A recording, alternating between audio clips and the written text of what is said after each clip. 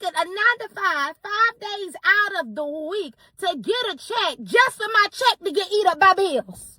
I just got an eviction notice at my apartment. Yeah, you want to know how much it costs to live in my apartment? $1,800 a month. Yup, for a 1 bedroom in Madison, Wisconsin. But needless to say, guess how much I make? Yep, guess. Get it off your chest. I guess you won't. There's no chance you'll get it.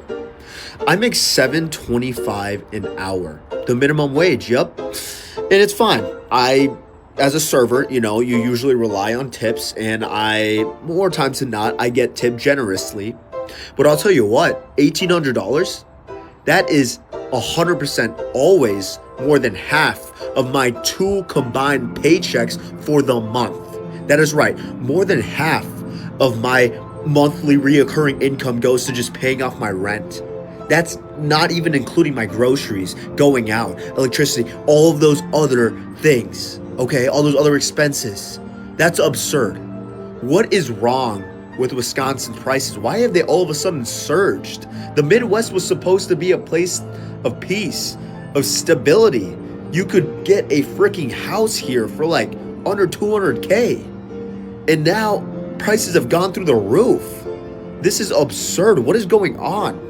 Hey YouTube, everywhere online people are talking about how life feels way harder than it's supposed to right now. Whether it's paying bills, finding decent jobs, or trying to get ahead without feeling completely exhausted all the time. So while you watch this compilation, I want to talk about why so many people feel frustrated with the economy and why these conversations keep showing up everywhere. Because when you look at the bigger picture, a lot of what people are experiencing isn't just bad luck or bad decisions. It's a bunch of larger economic problems colliding at the same time. This is a hill that I will die on, and I don't care who disagrees.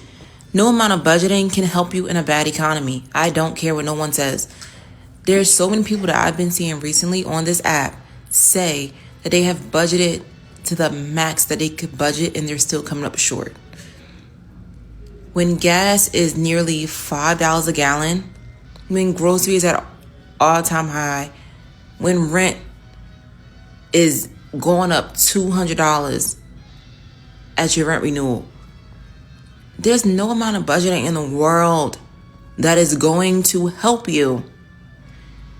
We should not have to work 2 and 3 jobs. The American people should not have to work 2 and 3 jobs to make it.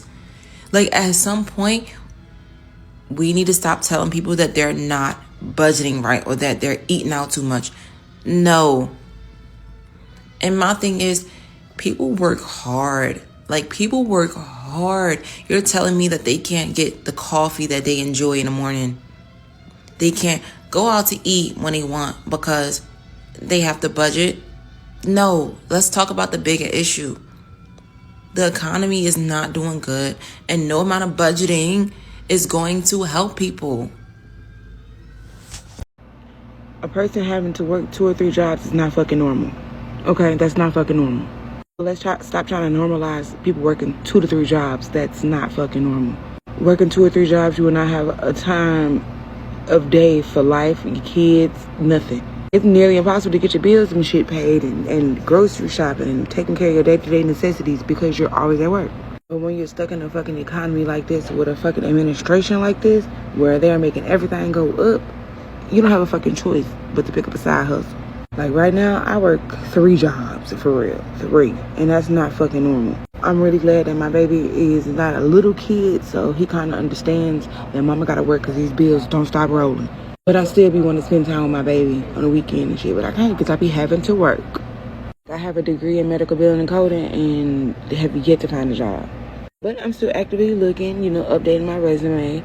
But yeah, working 2 or 3 jobs is not normal, so let's not normalize that shit. They need to up these motherfucking wages and lower these fucking prices so everybody can be able to live affordably. Like, the fuck? One of the biggest reasons people are frustrated right now is that the cost of everyday life has changed faster than a lot of incomes have. Housing is more expensive, groceries cost more, insurance costs more, and even basic services seem to take a bigger chunk out of people's paychecks than they used to. A lot of people hear advice about budgeting, but budgeting only works when there's actually enough money left over to budget in the first place. If most of the paycheck disappears into necessities, there isn't much room to optimize anything. That's why so many conversations online revolve around people feeling stuck despite working consistently. The traditional idea was that hard work would gradually create financial stability over time. For many people, that timeline feels much longer today than expected. Even people who are doing everything they're told to do so often feel like they're barely maintaining their position instead of moving forward. When enough people start having the same experience at once, it becomes more than an individual problem and starts looking like an economic trend. The lack of job growth and the rate of inflation is more than likely going to lead to a depression of some kind. But I think what's more important is that we start talking about the factors that happened during the Great Depression versus now, and why Trump's and his administration's actions aren't really helping the situation at all. So when the Great Depression went down, during that time period, people felt good. Like they were buying things they couldn't afford. They were getting luxury items. They were putting it all on credit. Buy now, pay later. They couldn't really afford it, but it was okay. Buy now, pay later. The stock market was wild. It was always making money. Always. That's why it was weird. And people could actually get stocks on credit. Like you could put $10 down and then they would just give you $100 to invest into the stock market. So it was like a wild thing. I gave you $10 and I was just able to invest because it was always on the up and up. One person said, y'all, this entirety of the stock market is based on nothing. It's literally only making money because people keep investing into it, and a crash is going to happen because eventually there's going to be one day where not enough is invested and it's all going to come tumbling. Nobody wanted to hear that. They're like, you're an idiot. Everything is great. So people were doing well. And then the crash happened because it was based on nothing. Now let's fast forward to right now, how people are using credit cards like crazy. But the difference between now and then with the credit cards is that people are using credit cards today to buy essentials, groceries. Some people are using credit cards to pay their light bills. Like it's insane. People are using credit for essentials. Back then, they were using it more for those luxury items they didn't need. So that's a big difference between those two things. But what is similar is this. Currently, our stocks are being held up by AI trade. AI is not making money. And if it wasn't for the rich companies investing into it, we would have no growth economically. That's the only thing keeping our stock market alive is the AI trading. So if that AI bubble burst, just like during the Great Depression, that just trading on nothingness that's not really doing anything, it's only, making money because people are investing, then we're in a big trouble. Then we're probably are going to go into depression because there'll be no economic growth at all in the stock market. And then people are buying things on credit. People can't really afford stuff, just like in the Great Depression. And then now, unlike the Great Depression, we have no job growth. We have stagnant economic growth right now.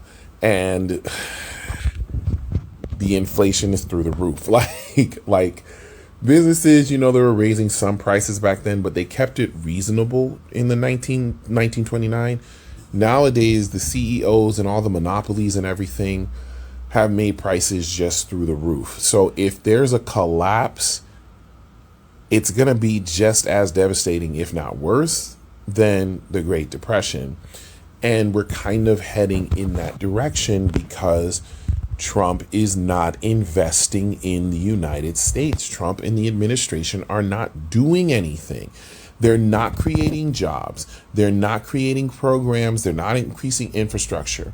The only thing that truly saved us after the Great Depression was infrastructure, FDR, put people to work, build bridges, build roads. So once people were better connected, then stuff started to flow again. Now people had a little bit more money. They could buy things, and then slowly things started to grow.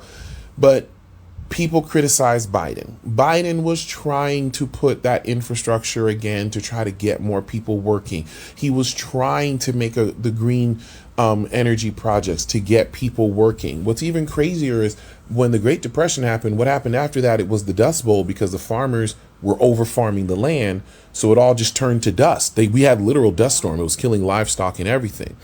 And now Biden was trying to help farmers learn to do sustainable farming, prevent their farms from becoming dust, use these techniques, use these products, whatever it be, to keep your soil fertile. They cut all of that. They cut the infrastructure projects. They cut the green energy projects. They've cut the sustainable farming projects. All of those things that Biden was doing were the things that helped the United States in the past come out of financial trouble. And so when I say Trump and his administration are not helping this potential of a depression, it's because they are cutting all the programs that were used in the past successfully to make things better. Successfully. And I'm not saying like Joe Biden was a genius, because they're not working alone. But I'm saying that he was doing the things to try to get the country flowing again, try to get more jobs going, try to get a little bit more money moving, and then start building and building and building, increase infrastructure, fix the infrastructure, add infrastructure, sustainable farming, all the things that we needed that helped us get out of the sadness of the Great Depression and all that was caused by it. Trump is cutting. I don't know if there is a way out of this, because anything that could have helped us get out of it is being cut. So that's why I can't really give any positive here, because yes, Joe Biden was not perfect. No president is, but he was trying. And Trump's need to cut everything just because it was Biden or Obama is putting us into this spiral of heavy depression potential, because the stagflation is already there. Again, the prime minister of Malaysia already said that. No, I'm sorry, Singapore. The prime minister of Singapore has already said, because he's an economist, the stagflation is coming. And we are not in a good place as a country if the stagflation is really going to hit as badly as I'm fearing it's going to hit.